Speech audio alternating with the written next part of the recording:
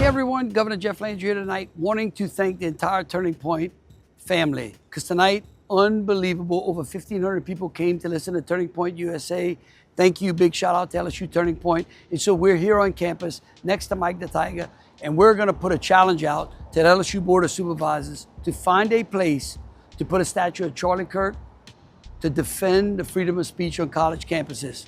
Come on, ladies and gentlemen, let's see if we can be the first campus to do it. Remember this video from Louisiana Governor Jeff Landry? First off, it's the second most ridiculous thing he said this week. The first was standing on campus and saying he wanted to put a statue up of somebody that doesn't represent the people of Louisiana, doesn't represent the players and the students at LSU, doesn't represent the executives that work there. That was the first dumb thing he said this week. This is the second dumbest, right? Amongst a lot of dumb things that he says. And this response from former LSU player, ex-NFL safety, Super Bowl champ, and a man born and raised in Louisiana, ESPN football analyst Ryan Clark. The first question is absolutely correct. We are not going down a failed path. And I wanted to tell you something. This is a pattern. The guy that's here now that wrote that contract cost Texas A&M $70-something million. Right now, we got a $53 million liability. We are not doing that again. And you know what? I believe that we're going to find a great coach. I mean, maybe we'll let President Trump pick it. He loves winners. You know, I'm not going to be picking the next coach. But I can promise you, we're going to pick a coach, and we're going to make sure that that coach is successful. And we're going to make sure that he's compensated properly. And we're going to put metrics on it.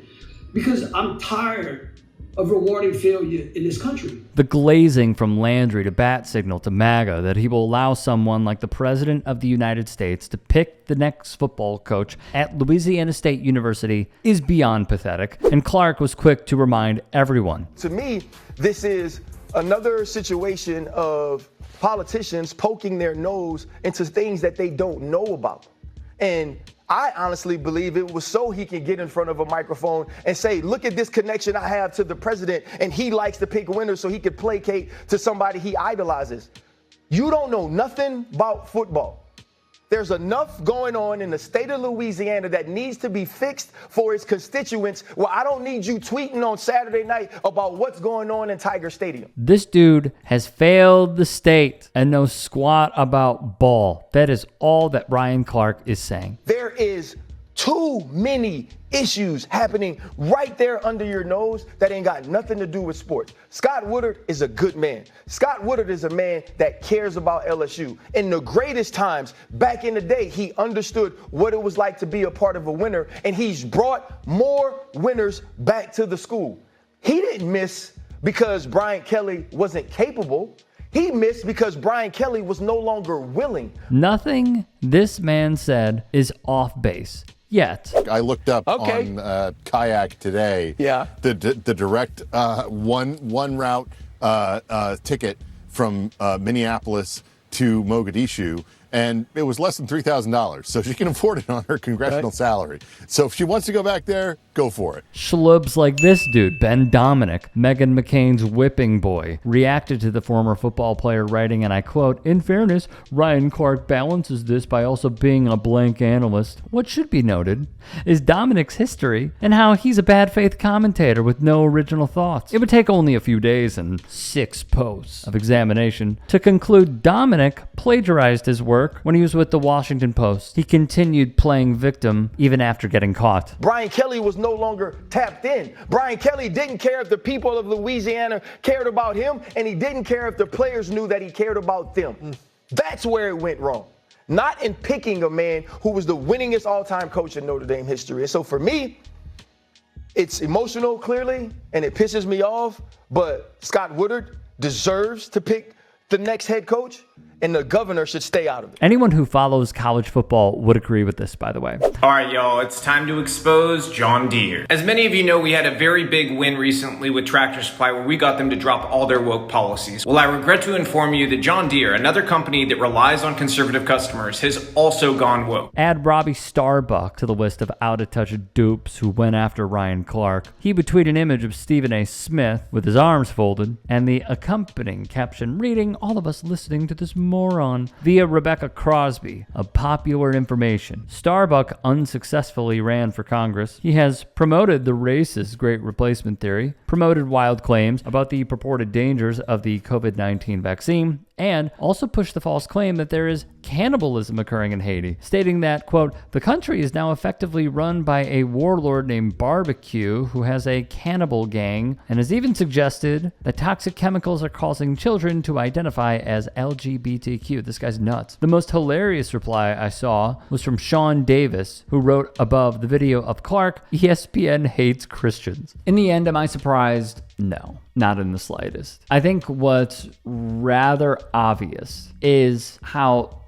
the same people with the same goals, those who do not believe in democracy, those who allow conspiracy theories to run rampant inside their pea-sized brains, are attacking Ryan Clark. You have people like Clay Travis, who according to Dave Portnoy is a former Obama voter, who sold out in order to make tons of money because he sees how easy it is to deceive the right wing. When he endorsed Donald Trump, not that it matters, his endorsement, but when he endorsed Donald Trump, he wrote, I would never endorse a racist.